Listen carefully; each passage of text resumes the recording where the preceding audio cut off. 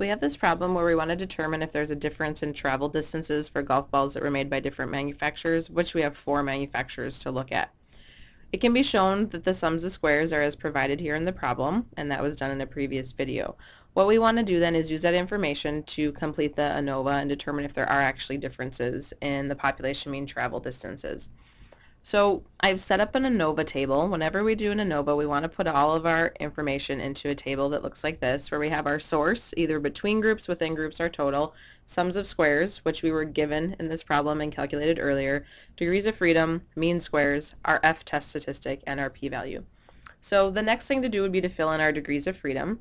The degrees of freedom are n minus 1, or k minus 1, number of groups minus 1, and here our number of groups, k, is 4. So the degrees of freedom here is k minus 1 of 3. Then we want to do n minus k, where n is the total amount of data. If you add up all the data points for the 4 groups, you'll find there are 15 of them. So if we take 15 minus 4, we get our degrees of freedom of 11. And then if we add the 3 and the 11, we get 14. And what that should be equal to is n minus 1. And we see that checks out. The mean square is our sum of squares over our degrees of freedom. So our mean squares between is going to be the 3025.27 divided by 3. And that's going to give us 1008.42. So we can fill that in our table. We do the same thing for the mean squares within. Take 2762.47 divided by 11, and you'll get 251.13. Our F test statistic is then the ratio of our mean squares between divided by our mean squares within.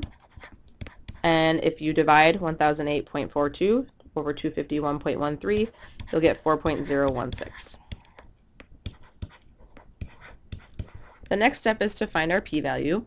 Our p-value will be found in the F table, where we use a numerator degrees of freedom of the 3 we have here and a denominator degrees of freedom of the 11 that we have here. So let's go look at our F table.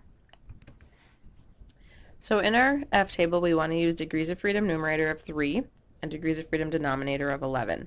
The table is set up with the degrees of freedom numerator on the top and the denominator degrees of freedom on the side. And this table is from a different textbook that's been provided for you in D2L. So we have the 3 on the top, we're looking in this column, and then we want to look for 11 on the side. And that's not on the first page. This table is multiple pages because we have multiple degrees of freedom. So we have to go to this page to get that. Where the 11 is centered is going to provide this list of numbers we want to look at. So this is the list we're interested in, and we're looking under the column of 3. So these 5 numbers are the only ones we have to work with, and we're going to bound our number in there. So we see that our number 4.016, our F, is between 3.59 and 4.63. Looking over here then, we get right tail areas of 0.05 and 0.025.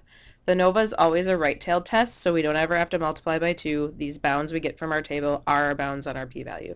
So our p-value here we find to be somewhere between 0.025 and 0.05. So let's add that to our ANOVA table that we already started. Okay, so that has been added to our table. The last step would be then to state our null and alternative, what we're testing for, and then come to our conclusion, because we do have our test statistic and our p-value. So for an ANOVA, the null is that all the means are the same, and the alternative is that there is some differences among the means. They don't all have to be different, but if any two are different, we'd want to reject the null. So I will write that in symbols and words here now so that you can see how you would write the null and the alternative. So our null hypothesis is that all 4 means, since we have 4 groups, are equal. So the population mean travel distance is the same for all manufacturers, versus that at least 2 of those means are different. So just that there is some differences in mean travel distances. We found our p-value to be between 0.025 and 0.05, and so this p-value is less than our alpha level of 0.05. And when we have a small p-value, we want to reject the null.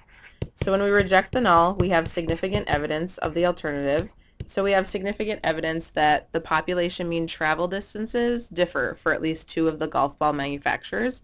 So let me write that in here now. The conclusion for our test has been written out here. So a completed ANOVA will have a null and alternative, like we stated, a completed ANOVA table, and then the p-value can be compared to your alpha level to reach a conclusion like we have here. And those are all the pieces that you need for an ANOVA. We know there's some difference in golf ball manufacturers here, but the ANOVA does not tell us where those differences lie. Just at least 2 of the means would be different.